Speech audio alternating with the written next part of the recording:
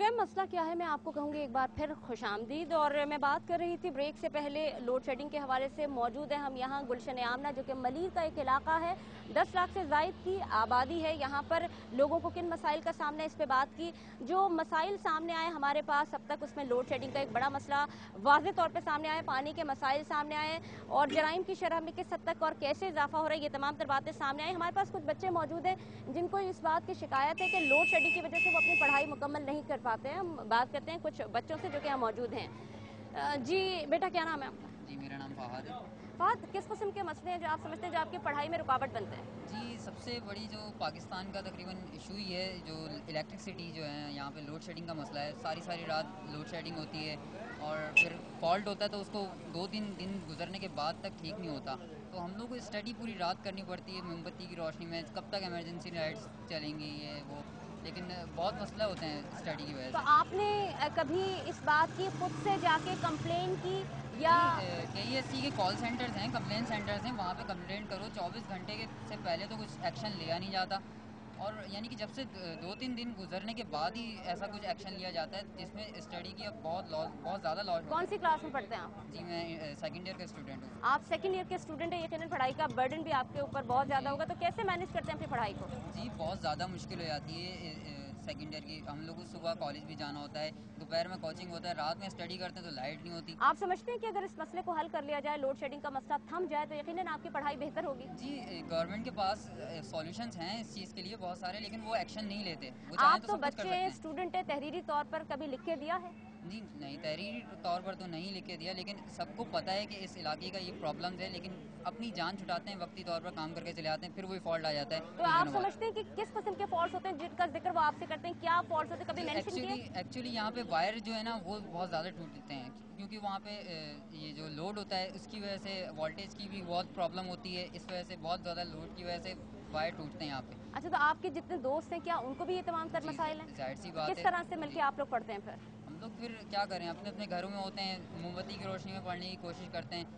पढ़ना तो है ना, जाहिर सी बात है। जब स्कूलों में होते हैं वहाँ भी लोड शेडिंग रहती है? जी बिल्कुल। मजीद बात करेंगे, हमारे पास और भी बच्चे मौजूद हैं। बेटा, आप बात करेंगे? आपका नाम क्या है? फैजान दुरानी। फैजान, आप बताइए, आप पढ़ते हैं, आपको किस किस्म के मसले होते हैं पढ़ाई में, क्या मुश्किलात आती हैं?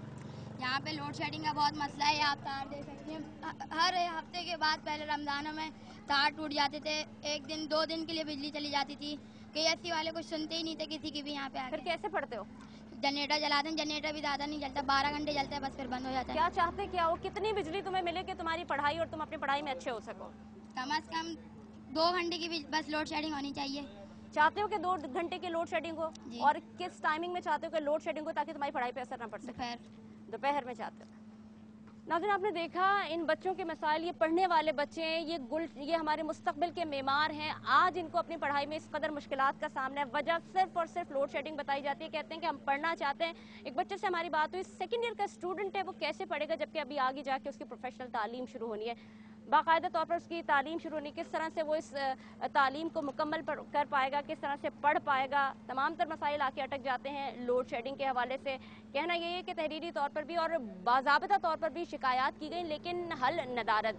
मौजूद है यहाँ पर हमारे साथ एक और साहब जिनसे हमने इससे पहले भी लोड शेडिंग के हवाले से बात की थी। उनके पास कुछ तहरीरी सबूत मौजूद हैं। जी दिखाइएगा। रिमाइंडर की जो चीफ इंजीनियर का नाम लिखा गया है, ये आप खुद पढ़ सकती हैं। इस पर सबके पूरे महल्ले के सिग्नेचर मौजूद हैं, हाल सुनवाई कोई नहीं हो रही। देखिए नाज़रीन, हमारे पास ये तहरीरी सबूत मौजूद है। इनका कहना ये है कि तमाम तर मोहल्ले वालों ने इसके ऊपर साइन किए हैं और ये मरी टाउन जिना एवेन्यू में कराची इलेक्ट्रिक सप्लाई कॉर्पोरेशन को भेजा गया है। तहरीरी तौर पर उनसे गुजारिश की गई है कि लोड शेडिंग के मसले को खत्म किया जाए। तमाम तर डिपार्टमेंटल हेड को भी दिखाया गया है, तहरीरी तौर पर लिखा गया है, लेकिन अभी तक एहलियाने गुलशन आमना सोसाइटी इंतहाई मुश्किलात का शिकार है। और कहना यही है इनका, जैसे कि आपने सुना कि ना तो बढ़ा रहे हैं, जी बढ़ा रहे हैं, कम नहीं कर रहे हैं। लोड शेडिंग के दौरान ये बढ़ा रहे जा रहे हैं। पेपर में कुछ आता है वो कुछ करते हैं, अपनी मर्जी के मालिक हैं ये लोग। आपने सुना नाज़रीन, इन्होंने हमें तहरीरी तौर पर भी वो सबूत दिखाया जिसमें इन्होंने बाकायदा तौर पर दरख्वास्त लिखी है। न सिर्फ इन्होंने दरख्वास्त लिखी है बल्कि तमाम तर जो अहले मोहल्ला हैं उन्होंने उस पर सिग्नेचर भी किए हैं। गुलशन आमना के रिहायशी हैं, इन तमाम तर की जानिब से KESC को ख़त लिखा गया है, दरख्वास्त दी गई है कि इनके इलाके की बिजली बहाल की जाए और लोड शेडिंग के दौरान ये को कम किया जाए। मज़ीद आगे चलते हैं और पता करते हैं कि किन मसाइल का सामना है।